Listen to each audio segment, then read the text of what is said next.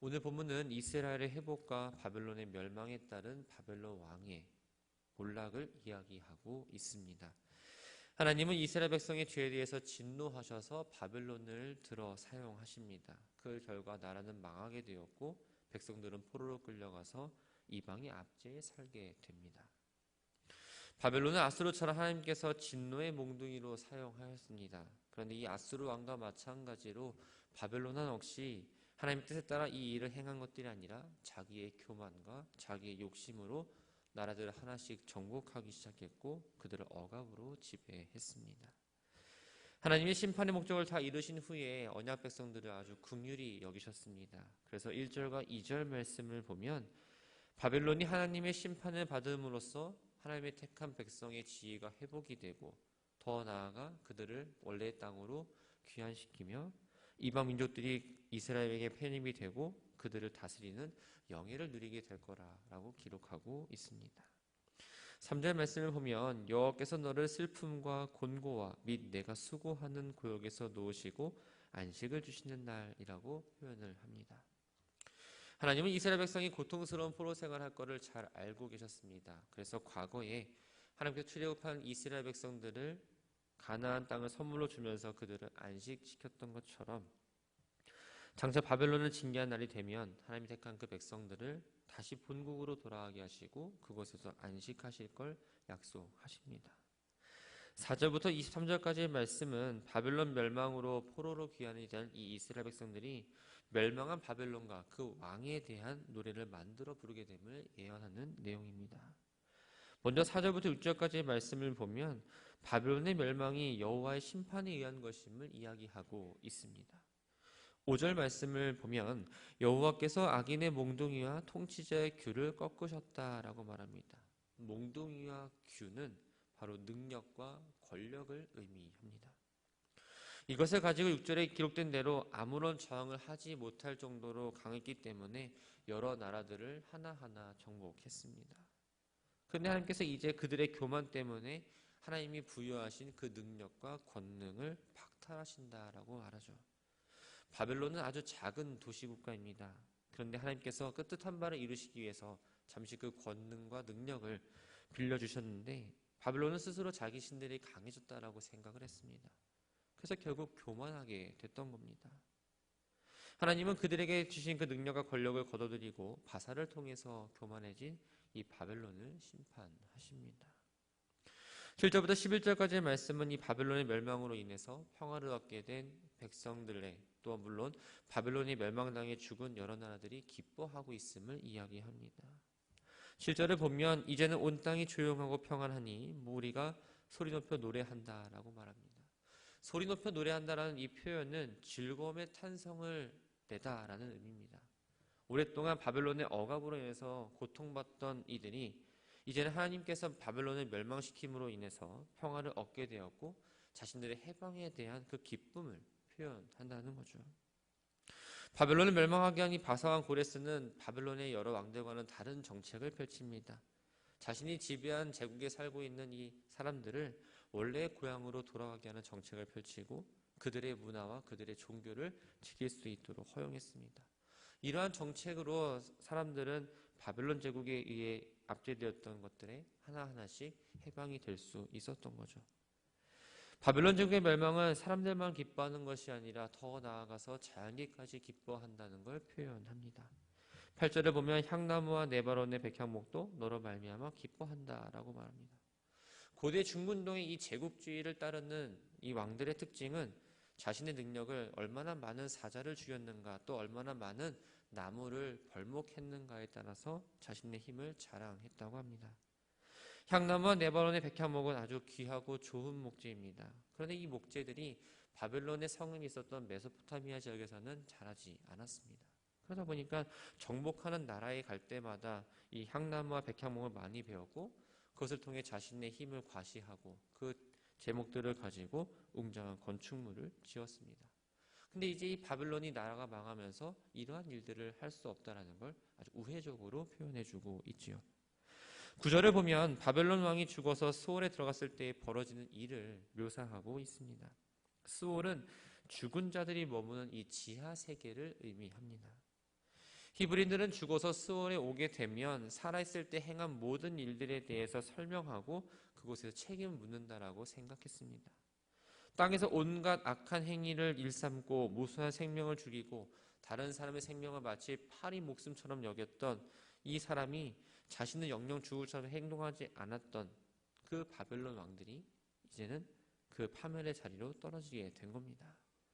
그때 수월에 먼저 있던 다른 나라 왕들이 바벨론 왕을 조롱하기 위해서 맞이하러 나온 모습을 표현하고 있습니다.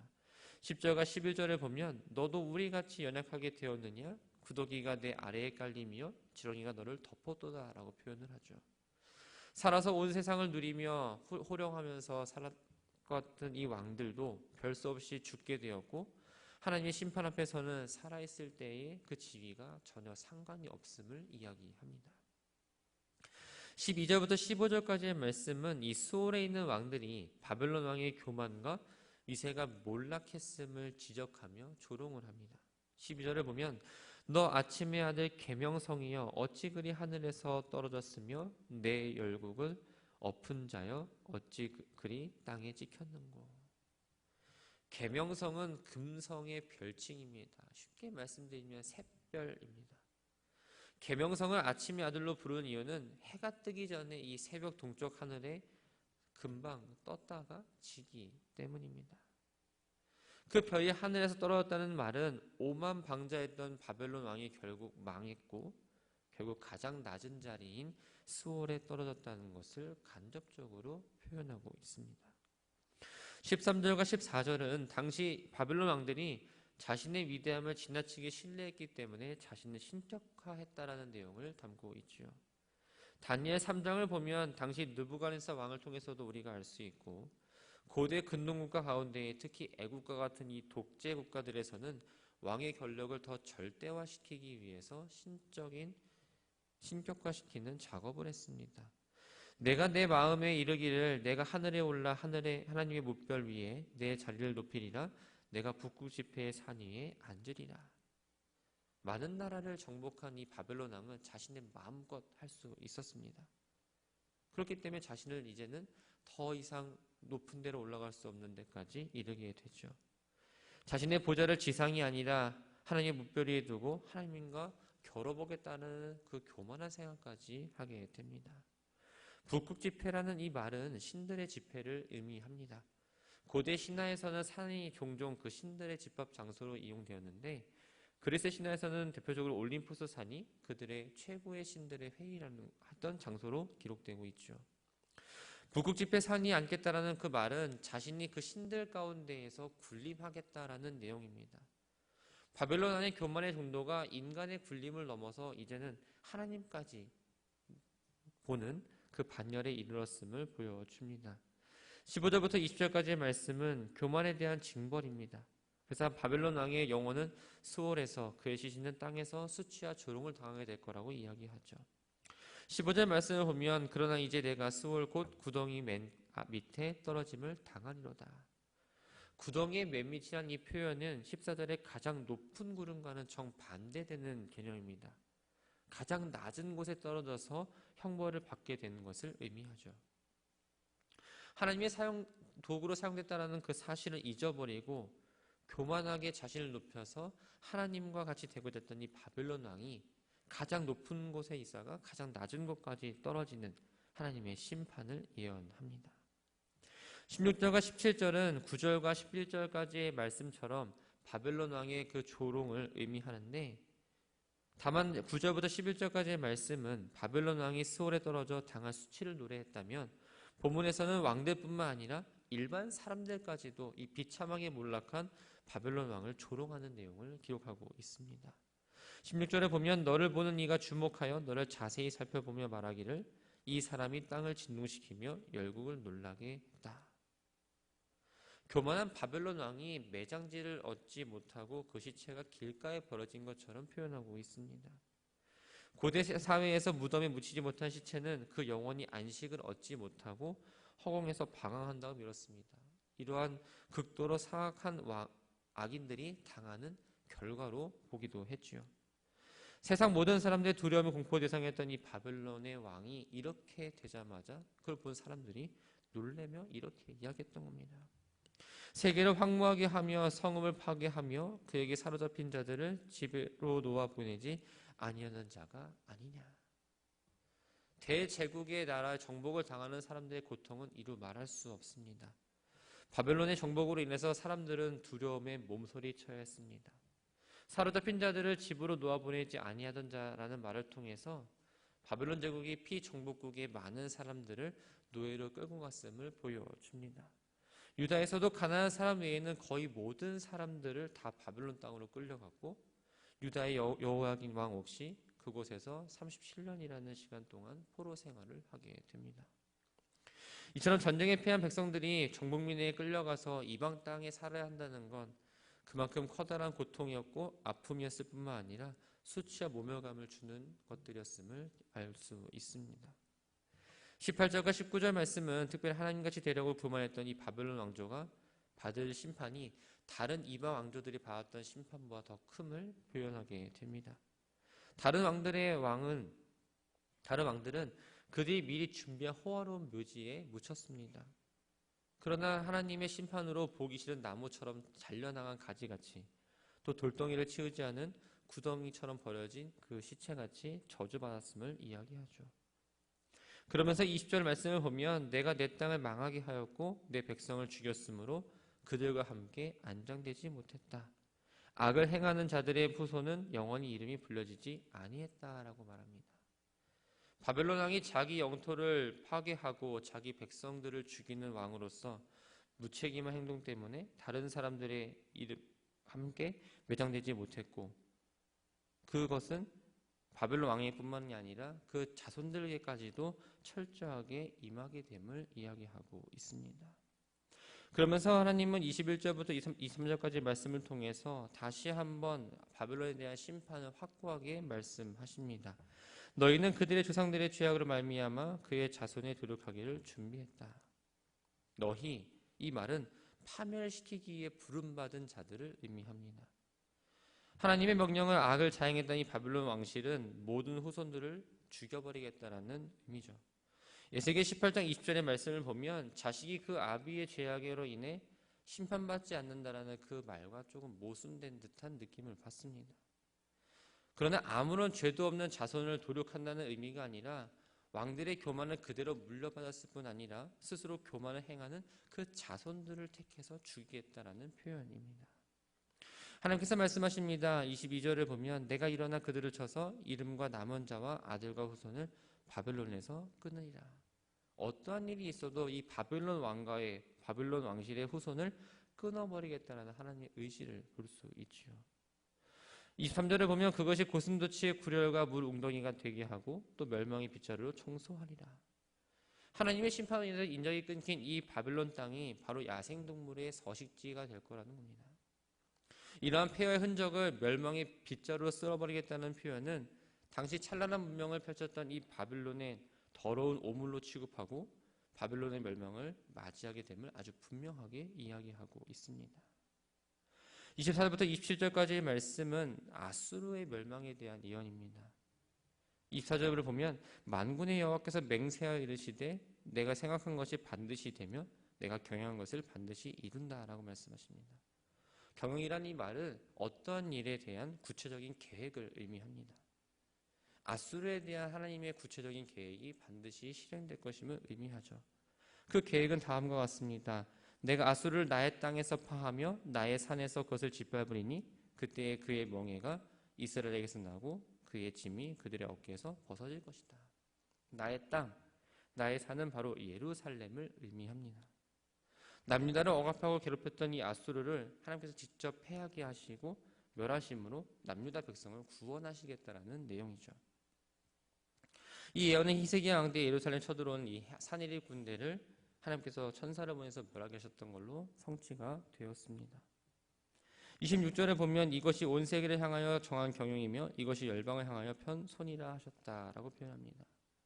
하나님께서 온 세상의 통치자이시라는 사실을 분명히 말해주면서 주변 강대국에 의해서 국가의 위기에 처했을 때 이스라엘 백성들은 다른 사람의 힘을 의지하는 것이 아니라 하나님을 의지해야 되고 27절 말씀을 통해서 그 하나님의 계획은 누구도 막을 수 없다라는 걸 분명히 이야기합니다. 28절부터 32절까지의 말씀은 세 번째로 블레셋의 멸망에 대해서 이야기합니다. 블레셋은 원래 가나안 7족속 가운데의 한 족속입니다. 유다의 서남부 지중해 연안을 접한 지역에 거주했던 족속들이죠. 이들은 이스라엘 철기를 사용하지 못하게 하는 등 강력한 지배력을 가지고 이스라엘을 좀 핍박하기도 했지만 다윗에 의해서 격퇴를 당했고 또 아하스 왕 때에는 큰 피해를 주기도 했습니다.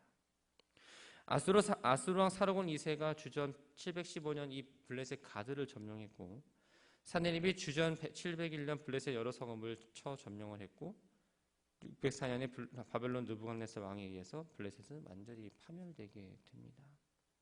이 예언이 주어진 시기는 바로 이 아하스 왕이 죽던 해입니다. 29절을 보면 블레셋 온 땅이여 너를 치던 막대기가 부러졌다고 기뻐하지 말라. 뱀의 뿌리에서 독사가 나겠고 그의 열매는 날아다니는 불뱀이 되리라. 치던 막대기, 독사, 불뱀은 이 블레셋을 공격하던 아수르의 왕들을 의미합니다. 하나님께서 왜 아수르를 통해서 블레셋을 괴롭히고 마지막에 그들을 멸하셨을까요?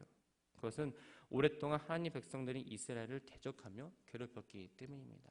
단순히 그들을 괴롭혔다는 의미가 아니라 그것은 바로 하나님을 대적했음을 의미합니다. 하나님은 그동안 심판을 유보해 오셨다가 마지막에 그들을 심판하기로 작정하시고 아수를 통해서 그 심판을 실행하셨던 거죠. 30절 말씀을 보면 가난한 자의 장자는 먹겠고 궁핍한 자는 평안히 누우려니와 내가 내 뿌리를 기근으로 죽일 것이요 내게 남은 자는 살육을 당한다라고 표현을 합니다. 가난한 자, 궁핍한 자는 바로 남유다 백성을 의미하고 내 뿌리는 블레셋을 말합니다. 남유다의 가난한 자는 그대로 먹을 양식이 있고 또 평안한 쉴 자리가 있지만 블레셋 자손들은 기근과 전쟁으로 인해서 완전히 파멸되게 될 것임을 예언하고 있죠.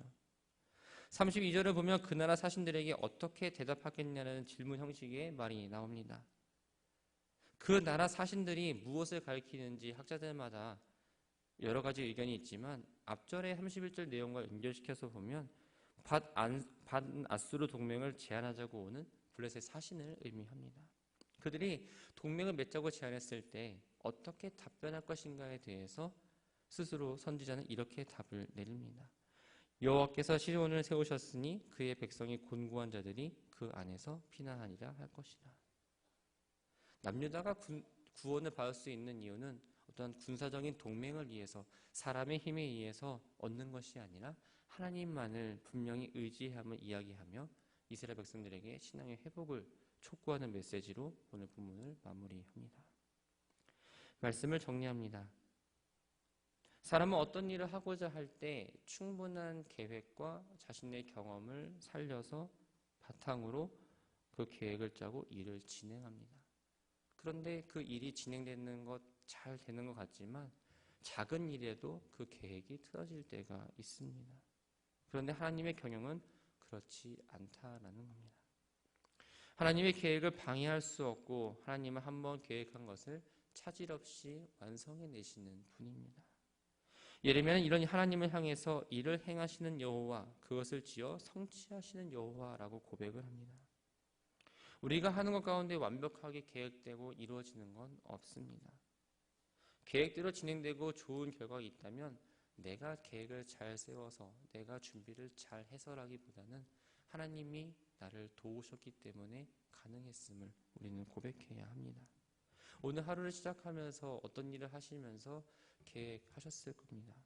그러나 그 내 계획대로 내 생각대로 밀어붙이는 것이 아니라 하나님의 뜻을 구하시기 바랍니다. 하나님의 손길을 구하고 하나님께 맡기는 우리들이 되기를 바랍니다. 내 시간에 따라 움직이는 것이 아니라 하나님의 시간에 나의 시간을 맞추고 하나님의 계획 가운데 뜻 가운데에 순종함으로 합력하여 선으로 좋은 결과들이 있는 오늘 한 날이 되기를 주님의 이름으로 부탁드립니다.